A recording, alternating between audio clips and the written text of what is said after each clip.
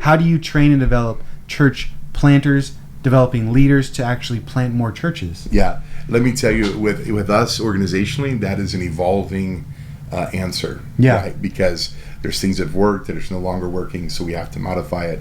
And man, I just gotta say to anybody who's a leader, don't be scared to rethink what you do.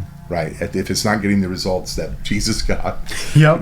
then we need to rethink it and look at what he did. Right? So he invested his time, he invested his life.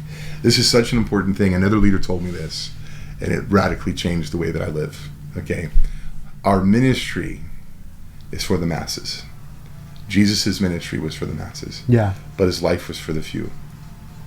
And so yes, the gospel, our message, it's for the masses. But my call as a discipler and in making leaders. And by the way, leadership development is a discipleship process. Yes. Right? It's new believers, it's continued believers, and developing leaders is all discipleship. Because if you're not pouring your life into someone else, it's not discipleship. Right? Yeah. And so being able to spend the time having honest conversations. We also have our Bible school that helps develop that. We have something twice a year called Leadership One Day, where anybody who's interested in leadership comes, and it's always a guest speaker that comes and speaks at that. We have something called Equip Night.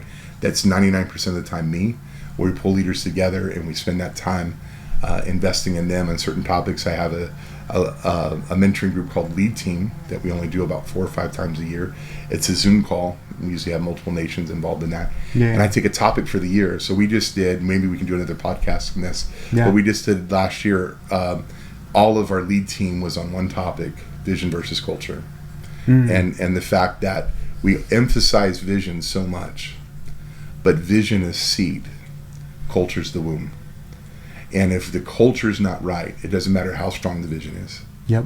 Right? Because a woman can, our wives can get pregnant, but if the womb is not healthy, the baby's not healthy.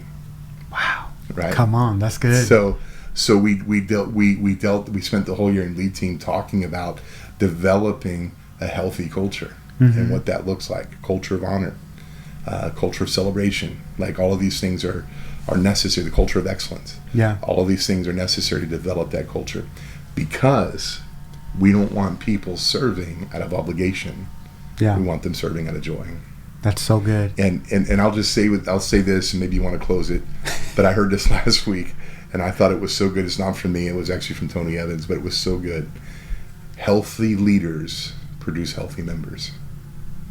So if the leaders aren't right, see, my focus is completely on our teams, first with our pastors, and then the people that serve under there. If I focus on them, they'll focus on the rest. And so I want to produce healthy leaders. And if I'm healthy, what I impart to them is going to be healthy. Yeah. What they impart to the teams that they serve are going to be healthy. That's right? so good. Yeah.